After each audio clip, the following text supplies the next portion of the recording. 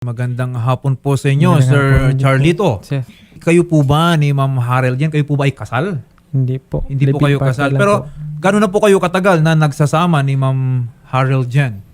Mag 6 years na po. 6 years. Opo. Sa 6 na taon po, Sir Charlito, kayo po ba ay may mga anak? Yes po. May anak po siya sa una, sir. Okay. Pero sa inyo, meron din po. Dalawa anak namin. Bale, 3 na po ang Tatlo anak po ni po. Ma'am Harel Jen. Ano daw yung reason? Ba't siya umalis? Nagpaalam yan sa akin na magtatrabaho siya. Magtatrabaho daw. Kailan pa po Oo. yan, sir? Yung... Oh, may trabaho pa ako nun po, sir. Lagi kami nagtatalo bilang mag-asawa kasi nang dahilan sa ganyan gusto niya magtrabaho. Dalawa daw kami magtrabaho. Yung anak namin papalagaan namin sa iba. Eh, sabi ko, di ako papayag. Kaya, siyempre, ayaw ko, magulang tayo. Siyempre, dapat tayo mag-alaga ng anak natin eh. Opo. Lagi kami nag-aaway, sir. Tuwing nagtatrabaho ko, naririndi rin ako eh. Mm-mm. Yung time na yun, yung amo niya dati, nangingailangan ng tao. Opo. Itinawagan siya kung bakante ba. Nakiusap siya sa akin. Sabi niya sa akin, pwede ba ako magtrabaho? Sabi ko, di nga pwede kasi iwan mo yung anak natin, 8 months pa Walang lang. mag-aalaga sa mga Oo. bata. 8 months pa lang yan. Sabi ko, nagdididi sa'yo eh. Sabi ko, kakatuwa yung bunso kong lalaki nga, sobrang laki yan dati. Kasi breastfeeding niya eh. Sabi niya, papalaga sa iba. Sabi ko, ay ko pumayag. Sabi ko, ito na lang.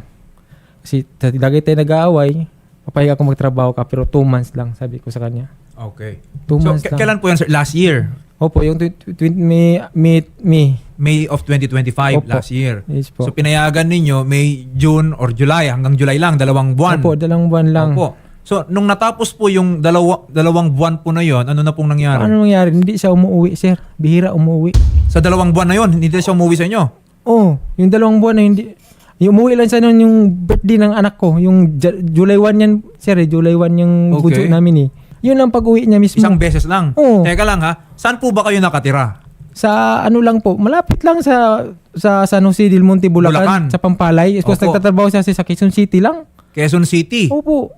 So, sa 2 buwan po na yon, na sinasabi nyo, umaten lang siya ng birthday. Opo. Umuwi Tapos, siya. umuwi rin pabalik. Opo, kinabukasan, bumalik din agad. Okay. Pasok trabaho. So, sige, no, sabihin natin no, na siguro busy siya sa trabaho niya. Hindi naman yung sasabi. Hindi niya nahanapan ng panahon na makauwi sa'yo. Hindi kanya namimiss. Oo. Pero yung 2 buwan po, natapos, ano na po nangyari? Bumalik ulit sa trabaho kasi sabi niya, malaki kasi ang ano ko, ang na-advance ko kay sir, sabi niya. Kasi birthday ng anak natin, nagastos ko. Inunawa ko yun. Kasi wala naman akong trabaho. Siya ang siya ang nagtrabaho. Sabi ko, basta tapusin mo lang yan ha, pagkatapos ako naman magtrabaho. Sabi, upo, pag matapos na to, kaso lang sir, nagtataka na lang ako, bakit lalong lumalaki yung utang niya? Okay. Dapat, nag-extend lang siya para lang mabayaran na niya Oo, yung utang. Ang mabayaran problema, yung utang. lumalaki pa lalo. Di wala nang Lumalaki. katapusan yan. Wala nang katapusan. Wala nang katapusan yung ano niya, yung utang niya doon. Yung pinapadala niya sa amin, sinasabi ko sa kanya, hindi talaga kayanin kasi nag-upa Okay. tayo ng bahay. Eto sir, kailangan ko ring tanungin po ito. No? Kung hindi po ba magtatrabaho si Madam Harel Jen, kaya nyo po ba or sasapat po ba yung kinikita ninyo para din dun sa pamilya po ninyo? Opo, sasapat po. Naitaguyod ko nga sila na ilang taon siya nga. Ilang buwan pa lang siya nagtatrabaho. Tingin niya sa akin, ang baba na. Sabi ko, Dahil kumbaga, ikaw muna yung nanatili sa bahay Oo. kasi pinagbigyan mo nga ng 2 buwan, sabi ko iba na sa tingin kanya, sa'yo. Iba na tingin sa akin. Tapos, minsan, pag nagpapadala siya, sabihin niya, grabe ko daw di daw ako marunong mag-budget. Sabi ko, hindi talaga kayanin kasi anak natin, imbis nagdididi sa'yo, iwas gastos, walang gatas, diaper nila sila problemahin, pagkain Oo. ng anak natin. So dagdag pa ng Dagdag gastos pa, kasi yung gatas pa. nga. Opo, sabi ko. Sa tingin po ninyo, bakit ayaw ka nang uwian ng misis ninyo? Hindi naman kami sabing hindi niya ko uwian, sabi busy lang na sa trabaho.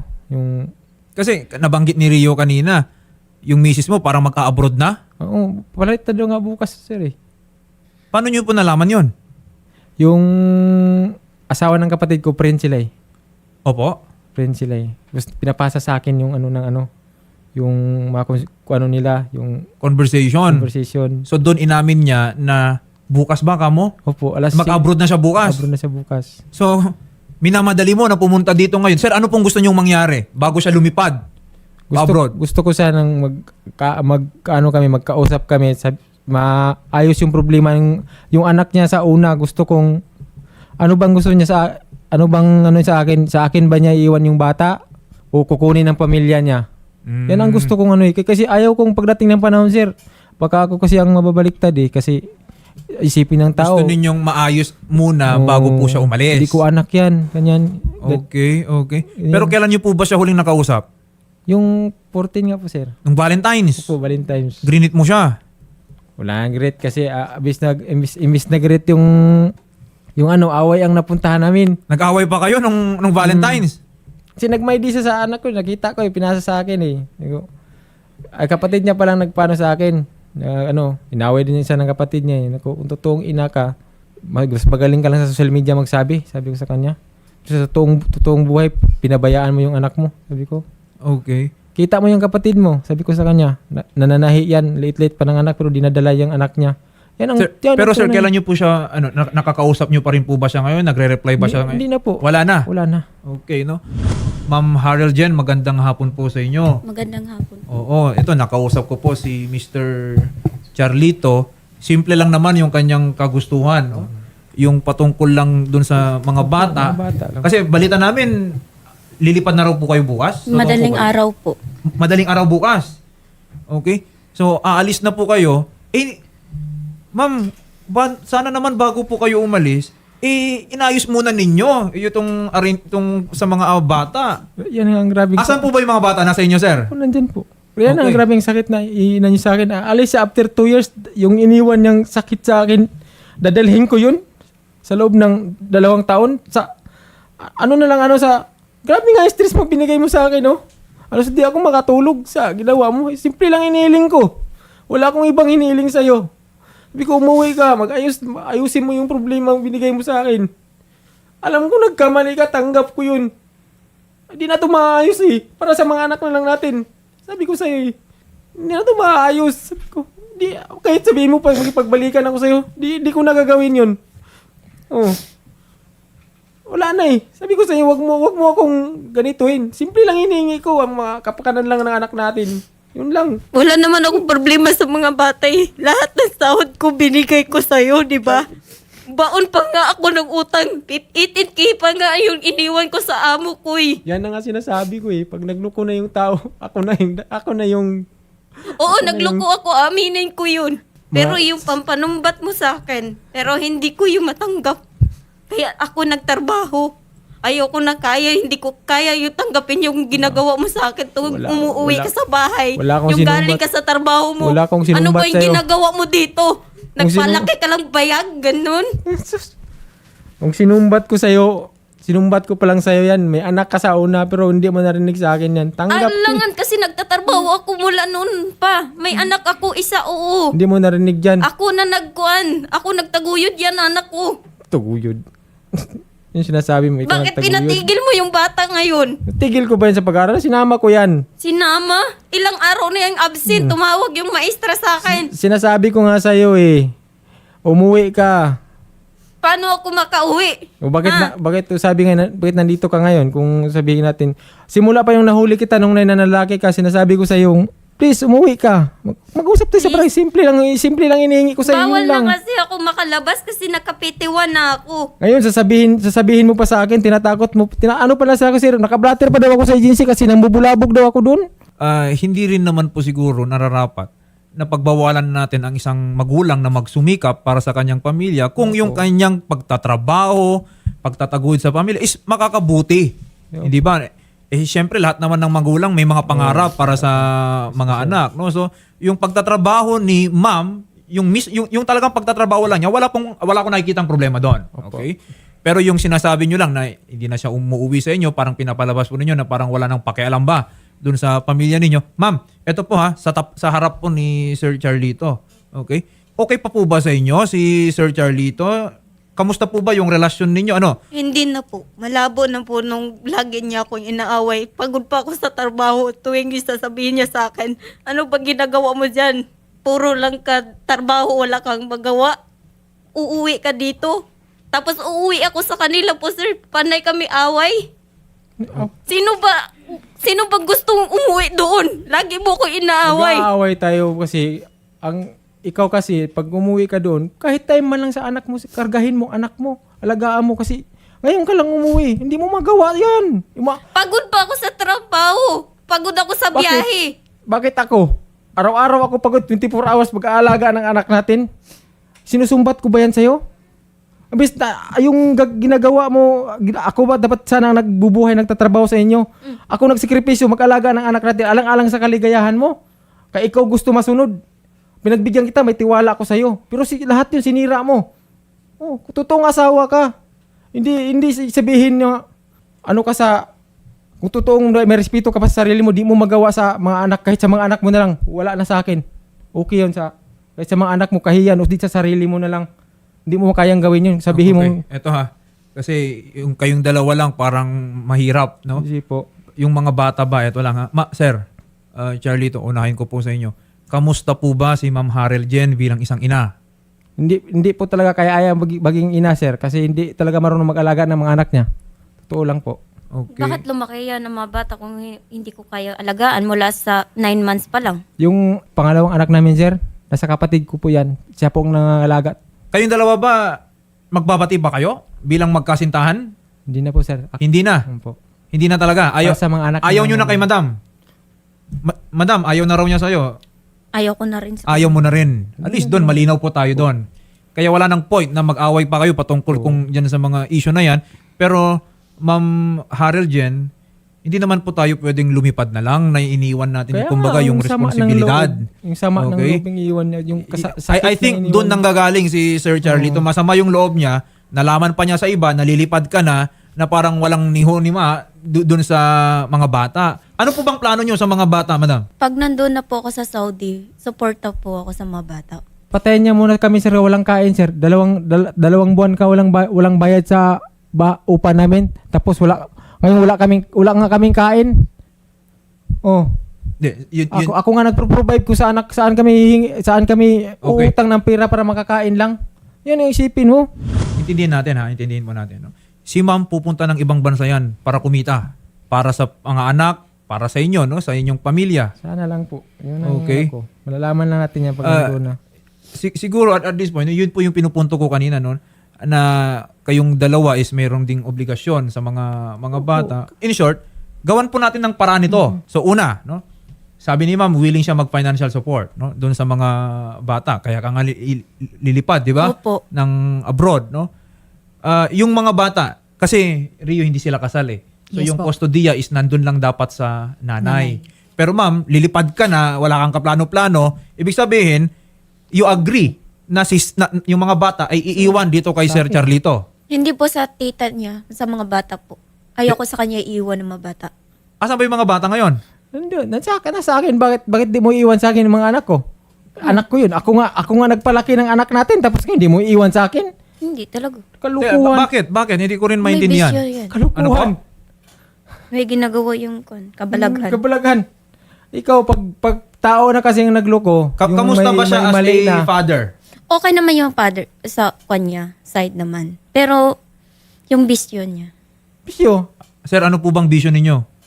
Abot kasi sa sir, yung dating nabisyo ako dati, binabalik-balik niya lagi. Ano po ba yun? balik-balik? Ano po ba ang vision niyo, sir? Yung bisyo, sir, na dati yun. Bago ko lang natuklasan. Bago natuklasan. Sabi, inisip Kung mo sa hindi akin. umamin ang kapitbahay natin. Kahit pagpadragtis ako ngayon, sabi ko, sige, subukan mo. magpakulong ako. Okay, ganito ha. Sige, kung may ganyang pong allegation, sir. Ito, sabi mo, willing ka rin naman test and everything. Kasi, sir, ito ha. Sa batas po kasi, decision po ng nanay yan. Opo. Okay? O sige, kung saan ang desisyon mo. Kanina, sinabi mo naman na yung mga bata ay nasa inyo for the past ilang months. Taon na nga eh. Kung Oo. Mayo po last year, sabi mo naman, maayos naman yung kalagayan ba ng mga bata ngayon? Opo, maayos naman. Oo, hindi. Para lang mapanatag, siyempre, decision po ng nanay yan. Kung may ganung background, siyempre, lalayo siya eh. Pupunta ng ibang bansa. Para lang po, sigurado tayo. Kasasama na tayo ng loob yung... Hindi, para lang po sigurado tayo rin, Hindi ka Sir nagkulang Charlito. sa mga anak mo. Ito, may social welfare officer din naman po tayo dito para lang ma-ensure natin na siyempre yung mga bata is ligtas, no? So, ma'am, kung sabihin po ng social welfare officer natin na wala namang problema kay Sir ready po ba kayo na iwan yung mga bata kay sir? Okay lang din. May nababanggit si madam kanina, no? Kanino yun, sa ate or kung sino man? Kay Josephine po, kay Cantela. Kamag-anak nyo yun? Kamag-anak po siya. Kamag-anak mo, sir. Ito. Ano po, asawa po ng kuya ko, sir. Okay, ito, no? Regardless, no? Kung iiwan doon, no? Katiwalan ninyo naman, mapagkakatiwalan nyo ba yon yung taong yon? Kung iiwan yun at willing naman itong si Josephine, sir, hindi ba mas makabubuti yun? Kasi at least kahit pa paano makakapagtrabaho ka na rin. Makakatrabaho rin po ako. Willing, okay po sa akin yun, sir. Okay po sa akin. So yung custodiya, Josephine muna. Yes po. Yung si ma'am magbibigay ng financial support. Okay? Kanino ipapadala? Kay Josephine po. Kay Josephine na. Okay. Alam naman ni Josephine na ito dapat is para sa mga bata. Okay? So sir, kayo din. Yes po. Susuporta rin po kayo sa mga... Opo. Sir, sa totoo lang, yung Josephine is on the side of your family naman eh. Yes po. Okay? So, kumbaga... Asawa po ng kuya ko. Oh, Talaga. yun naman pala eh. So, kumbaga, etong si Madam, pinagkatiwala pa dun sa pamilya po ninyo. Hindi ka naman i-echepwera nung kamag-anak mo eh. Nandun ka pa rin for the kids. Pero, meron lang reservation si Madam, kaya nga rin hingi tayo ng tulong sa social welfare officer. Siyempre ma'am, hindi nyo naman tatanggalan ng karapatan si sir na makita yung mga bata, hindi po ba? Hindi po. Magandang hapon sa iyo, Ma'am Josephine Cantilla. It appears na kayo po ay pinagkakatiwalaan ni Ma'am Harel Jen Marba at kayo rin po ay kapamilya nitong si Sir Charlito Villarreal. Parang ang nakikita ko dito, kayo daw po muna ang magiging custodian ng mga bata habang yung nanay ay nasa abroad. Okay po ba sa inyo yun, Opo. Ma'am Josephine? Okay lang po. Ibig sabihin po nito, Ma'am Josephine, habang nasa abroad si Ma'am Harel Jen, lahat po patungkol sa mga bata, yung mga immediate needs, no, yung pang-araw-araw, nasa inyo po muna. Pero syempre, yung mga mahahalagang desisyon, kailangan nyo pong ikonsulta yung mga magulang, si Sir Charlito at si Ma'am Harel Jen. Alam po ba ninyo yon? Yes po. Opo. Okay. Ayan, Ma'am Josephine, after this po, no, we will formalize po yung arrangement po ninyo. No? At least, yung sa mga magulang naman, okay naman po, pinagkakatiwalaan naman po kayo, Ma'am Josephine. Yes po. Okay. Dito naman po talaga yung pangalawang bata. Nandyan na talaga sa iyo. So, in short, Opo. wala namang gaanong magbabago kasi tested ka na. Wala po. Kumbaga, Proven. nadagdagan lang yung alaga ko. Okay, ayan. Well, kami, no, nagpapasalamat po sa inyo dahil siyempre malaking tulong yan, Yes, Rio, opo. sa pamilya. Magandang hapon po sa inyo, Ma'am Rosa Marcela. Ang sa amin lang po siguro, Ma'am Rosa, pwede po bang tingnan natin yung sitwasyon dyan sa Bulacan para lang masiguro natin na maayos din yung kalagayan, yung kondisyon ng mga bata. Yung 4 years old at 1 year old habang nasa pangangalaga ni Ma'am Josephine. At syempre, nabibisita rin naman, nakakasama ni Sir Charlito Villarreal. Okay po. Pwede po ito, bibisitahin po namin. Yes po, opo. No, mas mabuti po yan. Kung talagang bisitahin po natin yung place kung saan sila maniniran for the next months or the next years. Siyempre, i-interview nyo rin itong si Sir Charlito Villarreal. Basta po kung anong mainam para sa mga bata, kami po dito, sana po Ma'am Rosa, maibigay po natin sa kanila. Apo. Gagawin po namin yan, attorney. Pati Ayan. si Ma'am Josephine.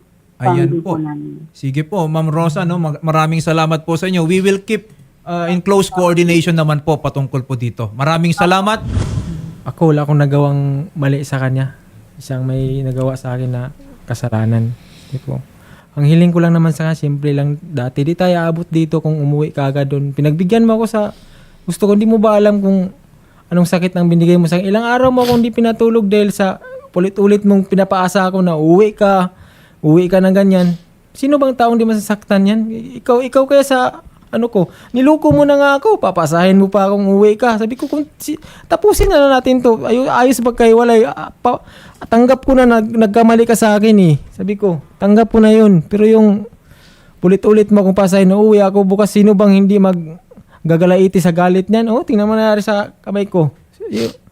Sinuntok ko pa din sa sobrang yung sinabi niyang uwi sa sir, tapos pinaasa lang niya pala ako. Tatandaan ko pa yung sinabi ko sa'yo. Ako pa nga nag-offer sa'yo.